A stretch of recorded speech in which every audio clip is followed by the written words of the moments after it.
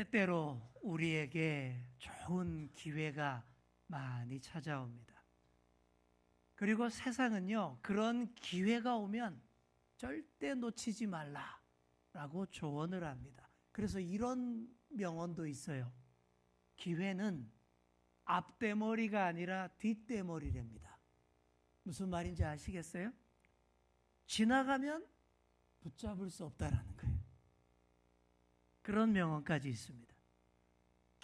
기회가 왔을 때에 절대 때를 놓치지 말고 꼭 붙잡으라 라는 말이죠.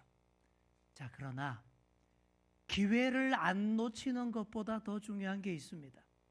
그게 정말 기회가 맞는지 아닌지 이거를 분별할 줄 아는 게 더 중요하고요.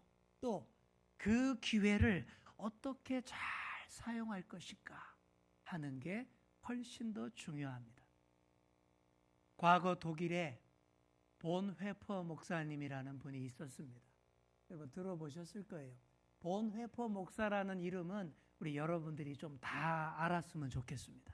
아주 유명한 존경받는 목사님입니다. 이분은요, 당시에 온 세상을 전쟁의 불바다로 만들던 독일의 히틀러를 암살해서 전쟁을 끝내려고 했던 목사님입니다. 버스 운전자가 미쳤으면 얼른 버스에서 끌어내려야 한다라는 말로 유명한 분이 바로 이 보네퍼 목사님인 것이죠. 이분이 히틀러 암살 미수로 체포됐습니다. 독일 게슈타포 장교가 신문을 하며 여러 말로 회유를 합니다. 마지막 회유가 이런 것이었어요. 히틀러를 대변해서 연합군과의 협상을 유리하게 이끌어내라 라는 거였습니다. 그거 잘하면 목숨만은 살려주겠다 그렇게 말했습니다. 그리고 이게 마지막 기회야 라고 덧붙였습니다. 그 말을 들은 보네포 목사님이 이렇게 말을 했습니다. 마지막 기회라고요? 아니요. 그것은 마지막 유혹입니다. 그렇게 회유를 뿌리치고 당당히 교수형을 당합니다. 그게 살 수 있는 마지막 기회라고 했지만 오히려 자신을 영원히 죽일 마지막 유혹임을 잘 알고는 죽음을 받아들였던 것이죠. 그렇게 함으로 보네포 목사가 오히려 영원히 기억되는 사람이 되었습니다. 만약 그때 히틀러에게 협력했다면 금방 잊혀진 사람이 되고 말았겠지만 그때의 마지막 유혹을 잘 이겨냄으로써 지금도 온 세상에 양심 있는 신앙인들이 다 존경하는 본회퍼 목사님이 된 것입니다. 살면서 다시 오지 않을 절호의 기회도 있지만 절호의 기회를 가장한 최후의 유혹인 경우도 있습니다. 잘 분별할 줄 알아야 됩니다. 그래야 하나님이 기뻐하시는 훌륭한 신앙인이 될 수 있습니다. 오늘의 본문 사무엘상 24장을 보시면요, 다윗이 절호의 기회를 맞았습니다. 어떤 기회일까요? 사울을 끝장내고 도망자 생활을 끝낼 기회였습니다. 이런 일이 있었습니다. 다윗이 엔게디 광야에 있다라는 말을 들은 사울이 정예 용사 3,000명을 뽑아서 맹렬하게 추격을 해옵니다. 최고로 잘 싸우는 이스라엘 군대를요, 다윗 잡는 데 다 쓰는 거예요. 이 군대를 블레셋 군대와 싸우는 데 썼으면 나라가 얼마나 잘 됐겠습니까? 그런데 그렇게 안 해요. 오로지 정적, 다윗을 잡아 죽일 일에 국력을 다 사용을 합니다. 다윗의 사람은 600명인데 사울은 3,000명, 5배로 많습니다. 게다가 다윗에게는 노약자들도 많이 있어요. 그러니 사울의 정예 군대와 정면으로 맞서 싸울 능력이 안 됩니다. 그래서 찾기 어렵고 힘든 그런 어둡고 습한 곳, 음침한 골짜기, 동굴 등으로 자꾸 숨어듭니다. 그런 다윗을 수색하던 사울의 군대가 들염소 바위라는 곳으로 왔습니다. 들염소들이 많이 서식하는 험준한 바위산 지형이고요. 인적이 드물고 또 그렇지만 물이 비교적 풍족해서 자연 목축지로 많이 활용되던 그런 지형이었습니다. 거기에는 자연 동굴들도 많아요.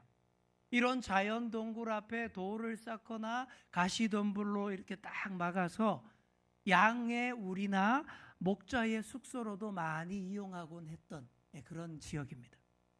사울이 그런 동굴 앞에 왔는데, 그런데 그때 사울이 속이 안 좋았나 봐요. 후다닥 동굴 안으로 들어가서 볼일을 봅니다. 화장실에 가는 것이니까 당연히 혼자였고요. 볼일을 봐야 하니 무장해제 상태가 되었습니다. 자, 그런데 그 동굴 깊은 곳에 누가 있었을까요?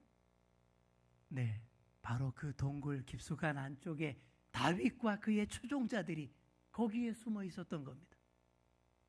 사울이 그렇게 찾던 다윗이 바로 그 동굴 안에 있는데 사울은 전혀 모르고 당장 자기의 급한 볼일에만 집중을 합니다. 다시 안 올 절호의 기회입니다. 자, 우리 4절 말씀 우리 화면으로 한번 보실까요? 다윗의 사람들이 이르되 보소서 여호와께서 당신에게 이르시기를 내가 원수를 네 손에 넘기리니 네 생각에 좋은 대로 그에게 행하라 하시더니 이것이 그날이니이다 하니. 여기까지. 자, 다윗의 부하들이 좋아 죽겠다라는 표정입니다. 사울이 쪽이 바로 앞에 있으니까 큰 소리로는 못하고 다윗의 귀에다가 막 속삭입니다. 하나님이 사울을 당신 앞에 딱 데려다 놓으셨습니다. 원수 사울을 당신 마음대로 다 하라고 하나님이 당신 손에 넘기셨습니다. 이것이 그날이니이다. 오늘이 바로 그날입니다. 자, 이 상황에서 누가 이렇게 생각 안 하겠습니까? 정예 군대를 3천이나 동원해서 맹렬하게 다윗을 쫓던 사울이에요. 그런데도 다윗이 그동안 안 잡혔던 것은 하나님이 다윗을 절대 사울의 손에 넘기지 않으셨기 때문이었습니다. 반대로 오늘 하나님이 사울을 다윗의 손에 넘기셨습니다. 저 원수 사울을 끝장내라고 다윗 앞으로 딱 보내주신 날, 오늘이 그날입니다. 지긋지긋한 도망자 생활 청산하는 날, 오늘이 그날입니다. 사울의 압제를 끝내고 다윗의 나라로 이스라엘을 새롭게 할 그날, 오늘이 바로 그날입니다. 누가 봐도 오늘이 그날이에요. 사울도 전에 똑같은 말을 했었습니다. 지난주에 묵상했던 사무엘상 23장에 보시면요, 다윗이 그 일라에 있다라는 말을 들었을 때 사울이 이렇게 말했습니다. 하나님이 다윗을 내 손에 넘기셨도다. 하나님 이름 들먹이면서 무지 좋아했잖아요. 세상 사람들이 다 사울처럼 말합니다. 하나님이 원수를 내 손에 넘기셨도다. 하나님이 내 편이다. 오늘이 그날이다. 세상 사람들이 다 다윗의 부하들처럼 말합니다. 기회는 앞대머리가 아니라 뒷대머리입니다. 보일 때 바로 잡아야 합니다. 오늘이 그날입니다. 그러나 다윗은 그날을 다르게 봤습니다. 다윗은 하나님이 내 편이야? 라고 주장하는 사람이 아니었기 때문입니다. 내가 먼저 하나님 편에 서겠습니다 라고 말하는 사람이 다윗이었습니다. 그러니 다른 거예요. 자, 우리 옆에 계신 분께 한 번 더 말해주겠습니다. 내가 먼저 하나님 편에 서야 합니다. 아멘. 내가 먼저 하나님 편에 서려고 하는 사람은요, 사울처럼 함부로 쉽게 말하지 않아요. 더 깊이 들여다봅니다. 그리고 오늘이 그날이 맞는지 아닌지 더 깊이 생각합니다. 하나님이 사울을 다윗 손에 딱 넘기신 날은 맞아요. 하나님이 사울을 다윗의 처분에 다 맡기셨어요. 그러시고는 하나님이 다윗이 과연 어떻게 할까 무척 궁금해 하십니다. 그러니 참 중요한 날이 맞아요. 이 기회를 다윗이 어떻게 사용할지에 따라서 역사가 달라집니다. 부하들의 속삭임을 뒤로하고 다윗이 소리 없이 조용히 일어납니다. 그리고는 칼을 빼냅니다. 부하들이 다 숨을 죽이고 기대합니다. 이제 곧 다 해결될 것 같아요. 그런데 다윗이 그 칼을 사울의 목에 대지 않습니다. 사울의 옷자락에 살며시 대더니 그 겉옷자락만 살짝 베어냅니다. 부하들의 눈이 휘둥그레집니다. 도무지 이해할 수 없다는 눈동자로 커다래졌습니다. 여전히 사울은 아무것도 모르고 앉아 있습니다. 부하들의 실망이 이만저만이 아니었을 겁니다. 그러나 다윗은 사울의 옷자락만 살짝 베어내고도 마음속에서 크게 동요합니다. 5절을 보시기 바랍니다. 그 일로 인해서 다윗이 마음에 찔려, 다윗의 마음에 찔림이 있었다라고 말합니다. 어떤 찔림일까요? 하나님이 기름 부으신 왕의 옷자락을 내가 감히 훼손했다라는 양심의 가책입니다. 당시 사람들에게 겉옷은요, 단순한 옷만이 아니었습니다. 그 사람의 존재, 직분, 권위를 상징하는 게 겉옷이었어요. 과거 다윗이 요나단과 절친이 될 때에 요나단이 자기의 겉옷을 벗어서 다윗에게 줬습니다. 왕자의 옷을 벗어준 거예요. 그것도 의미심장하잖아요. 그런데 오늘은 아예 다윗이 사울 왕의 옷자락을 잘라내서 가졌습니다. 사울의 왕권이 다윗에게로 다 넘어온다라는 상징적인 의미가 있습니다. 물론 다윗이 그런 의도로 옷자락을 잘라낸 건 아니에요. 사울의 목을 벨 수도 있었지만 살려주었다라는 증거 차원에서 베어냈을 뿐입니다. 그래 놓고도 왕의 옷자락을 훼손했다라는 마음의 양심의 가책을 느끼는 게 다윗의 경건이었습니다. 하지만 이 장면을 묵상하는 사람들은요, 사울의 왕권이 다윗에게로 다 넘어가겠구나, 아주 중요한 복선으로 읽는 것입니다. 그 중요한 날 다윗은 사울의 옷자락만 살짝 베어내고는요, 칼을 멈추었습니다. 그리고 부하들에게 이렇게 말합니다. 여호와의 기름 부음 받은 내 주를 치는 것은 여호와께서 금하시는 것이다. 사울을 가리켜서 내 주, 주인, 주군이라고 표현을 합니다. 사울이 다윗 죽이려고 발악하고 쫓아다닐 때부터 이미 주인일 수 없는데도 다윗이 그렇게 얘기를 합니다. 하나님이 기름 부으신 나의 왕이니 내가 감히 손댈 수 없고 하나님께서 하셔야만 한다. 이게 다윗의 경건이며 믿음이었습니다. 다들 오늘이 그날입니다. 사울을 끝장낼 절호의 기회입니다 라고들 했지만 다윗에게 이날은요, 생명을 죽일 날이 아니라 생명을 살릴 날이었습니다. 하나님이 다윗의 손에 사울을 다 맡겼는데 다윗은 그 사울을 다시 하나님의 손에 다 맡겨드립니다. 사울에게 한 번 더 기회를 주고 한 번 더 은혜를 베푸는 날로 삼았습니다. 분명히 정신이 오락가락하는 사울에게 또 쫓기게 될 거예요. 그래도 하나님의 손에 더 맡겼습니다. 사랑하는 성도 여러분, 그래도 하나님의 손에 더 맡기셔야 합니다. 그래야 합력하여 선을 이루고 모든 것이 아름다워질 수 있어요. 우리가 손을 대는 것마다, 우리가 손을 쓰는 것마다 더 어지러워지고 안 좋아질 뿐입니다. 우리 하나님이 손을 대셔야 다 아름다워집니다. 우리 옆에 계신 분께 이렇게 말해 주겠습니다. 그래도 하나님 손에 더 맡겨야 합니다. 아멘. 다윗이 그렇게 했어요. 다윗이 하나님께 더 맡겨드리니 하나님께서 다 해주십니다.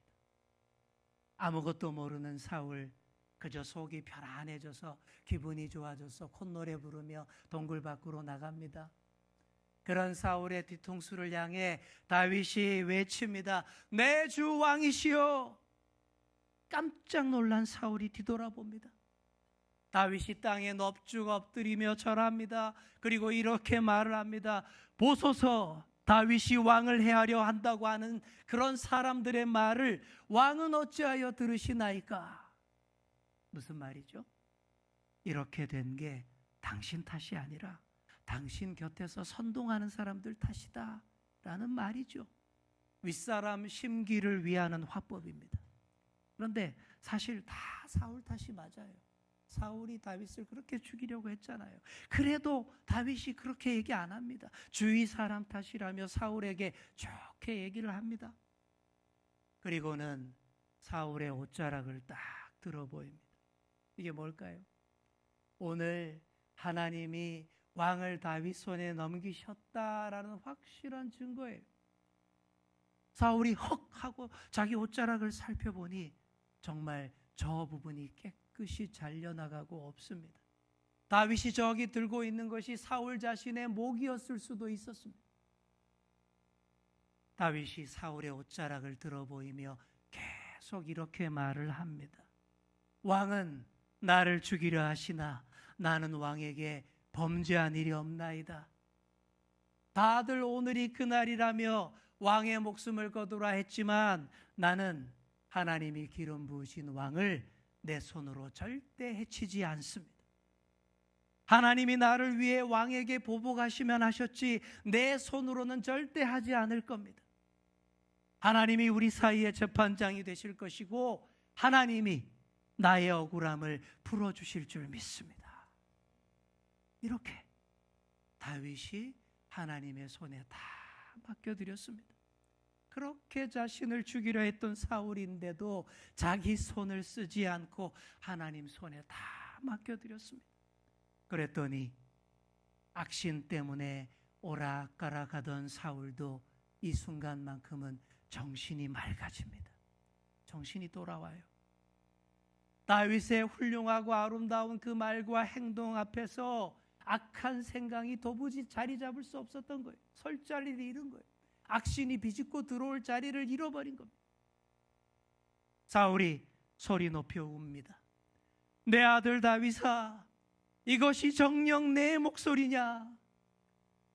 의심과 시기와 분노의 감정이 한꺼번에 무너져서 폭포수 같은 눈물로 쏟아져 내립니다. 하나님이 나를 네 손에 넘기셨는데도 너는 내 목숨을 살려주었구나. 펑펑 웁니다. 심지어 이런 고백까지 합니다. 우리 20절을 보시기 바랍니다. 보라, 나는 네가 반드시 왕이 될 것을 알고 이스라엘 나라가 네 손에 견고히 설 것을 아노니. 그동안 잘 알면서도 절대 인정 못하던 사실이 이겁니다. 다윗이 반드시 왕이 될 것을 이제야 왕의 옷자락 잘리고서야 정신 번쩍 들고서야 인정하는 거예요. 다윗의 통치 아래서 이스라엘이 더 잘되고 견고해질 것도 다 인정을 합니다. 그리고 마지막으로 다윗에게 이런 부탁을 합니다. 자기 집안과 후손에게 긍휼을 베풀어 달라라고 합니다. 그동안 자기가 한 짓이 있잖아요. 정치 보복을 당하는 것이 당연한 수순입니다. 그러나 다윗은 전혀 결이 다른 사람이라는 것을 잘 알고서 사울이 이런 부탁까지 다윗에게 하는 거예요. 다윗이 그 부탁을 들어줍니다. 그리고 먼 훗날 실제로 그렇게 실천합니다. 사울 집안 사람이 다 멸족을 당했고 사울의 손자 요나단의 아들 무비보셋만 남았을 때의 일입니다. 두 다리를 다 저는 그 불쌍한 무비보셋에게 다윗이 은혜를 베풉니다. 약속을 지켜 은혜를 베풉니다. 편안하게 잘 살게 해주었고 왕궁에 와서 왕과 함께 겸상을 할 수 있도록 해줍니다. 다윗이 악을 손으로 갚은 이날, 한바탕 눈물로 마음 치료, 영혼 치료 잘한 사울이 왕궁으로 돌아가요. 다윗과 그 부하들도 엔게디 요새로 돌아갑니다. 그러나 이것으로 다 끝난 게 아니에요. 사울은 계속 오락가락합니다. 언제든 환경이 또 안 좋아지면요, 악신이 다시 사울에게 찾아들 것이고 또 사울은 다윗 죽이겠다며 발악하며 추격할 겁니다. 잠시 소강 상태일 뿐입니다. 그러나 오늘 우리가 확실하게 알아야 할 것은 이것입니다. 오늘이 그날입니다. 사울과 다윗의 부하들이 말했던 그런 오늘이 아닙니다. 우리의 분노를 쏟아내고 거칠고 모질게 손을 쓰는 날, 악을 악으로 갚는 그런 날이 절대 아닙니다. 그렇게 해서는 절대 사람도 상황도 변화시키지 못합니다. 다윗처럼 하나님께 더 믿고 맡기는 날, 그날이 오늘입니다. 악을 선으로 갚고 거칠고 모진 손을 내려놓을 때 우리 하나님께서 대신 손을 쓰십니다. 합력하여 손을 이루게 하십니다. 바로 그런 오늘이 오늘입니다. 1948년 10월 19일 여수 순천 사건 때 한국의 자랑 손양원 목사님은요, 자기 아들을 둘이나 살해한 좌익 청년을 자기 양자로 삼았습니다.